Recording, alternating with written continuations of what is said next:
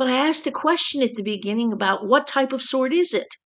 Well, it was really in the Roman garb. It was a short sword. And the purpose of that short sword was to dig out the arrows that got past the shield of faith, to dig out those arrows or lies that would poison us and hinder our ability to work, to dig out the arrows that got past or pierced the breastplate of righteousness, so we no longer saw ourselves as righteous.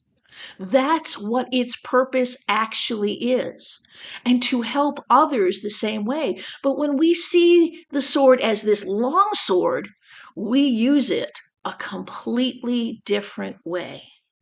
We use it in defense of a Savior who has proven he doesn't need our defense. And years ago, I was reading this passage about when the soldiers came to the Garden of Gethsemane to get Jesus. And they asked for Jesus of Nazareth, and Jesus said, "I am he." And they all fell out. They didn't have the power to stand before him. So he just proven that if he wanted to defend himself, he was more than capable of defending himself. But instead, Simon Peter tried to defend him, and he drew a sword, a long sword, and he cut off the right ear of the servant of the high priest.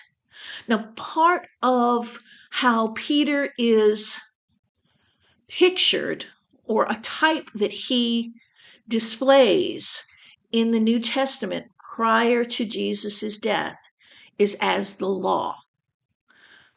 He's known as Piece of the Rock, and it is law or legalism that is written on rock. So Peter draws his sword to defend a Savior who has just proven he didn't need it. And he cuts off the right ear of the high priest's servant. And as I was reading this many, many years ago, I heard him say the following. He says, that is what so many of my followers do with my word. They use it as an attempt to defend me when I have just proven I don't need defense. And in so doing, they cut off the hearing of the very people I'm trying to reach. So the first thing I have to do is put their ear back on. And we can see that he did that in Luke 22. But remember, it was the right ear. And that's important. And I didn't really even see that until recently when I wrote this pondering. The pastor of the church I attend regularly says, there is no meaningless detail in the Bible. The right side, the right hand of God, where Jesus is sitting down, it stands in the Hebrew mind for righteousness and peace. The left side is judgment and war. And when we cut off the hearing, not only of people who already know him, but of people who don't know him yet, we cut off their ability to hear about the righteousness and peace that Jesus wants to give them. All we speak to them, and quite often all we speak to ourselves, is about judgment and warfare, because that's the only ear we've left them.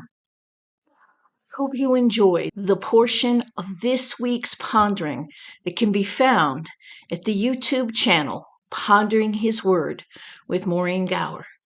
If you would like to hear the whole message, please feel free to check it out there. And may God bless you with a wonderful day.